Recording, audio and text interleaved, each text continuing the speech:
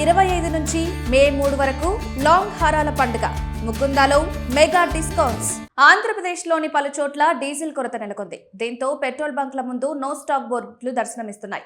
గత వారం రోజులుగా రాష్ట్రంలోని పలు జిల్లాల్లో డీజిల్ కొరత నెలకొంది. అయితే నిన్నటి నుంచి చాలా పెట్రోల్ బంక్లలో డీజిల్ కొరత తీవ్రంగా ఉంది.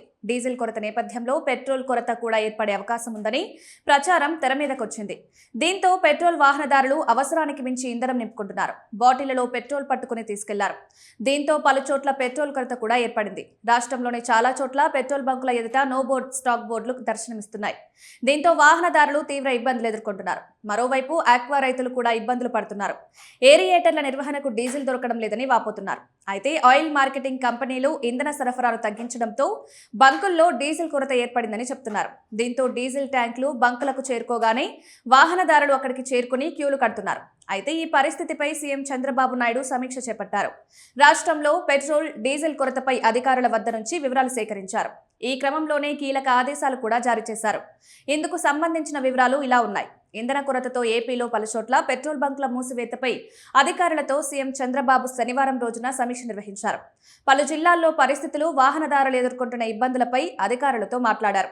సమస్య పరిష్కారానికి తక్షణమే చర్యలు తీసుకోవాలని ప్రభుత్వ ప్రధాన కార్యదర్శి సాయి ప్రసాద్ పౌర సరఫరాల శాఖ అధికారులను ఆదేశించారు.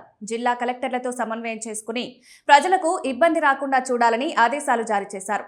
బంక్ల యజమానులు, ఆయిల్ కంపెనీలతో మాట్లాడి సమస్యను వెంటనే పరిష్కరించాలని అధికారులకు సీఎం చంద్రబాబు సూచించారు.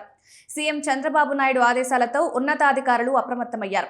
ఇంధన సరఫరాపై పెట్రోలియం డీలర్స్ అసోసియేషన్తో ఫోన్లో చర్చలు జరిపారు. తక్షణం స్టాక్ లేని బంకుల వివరాలు అందించాలని ఆదేశించారు. స్టాక్ సమస్య ఉంటే తక్షణం టోల్ ఫ్రీ నంబర్ 1967కు కాల్ చేయాలని పౌర సరఫరాల శాఖ కమిషనర్ కోరారు. దీంతో రాష్ట్ర డీలర్ల అసోసియేషన్ క్షేత్రస్థాయిలో సమాచారం సేకరిస్తుంది. ఆయిల్ కంపెనీల సరఫరా తీరుపై పౌర సరఫరాల శాఖ కమిషనర్కు క్షేత్రస్థాయి నివేదిక సమర్పించనుంది.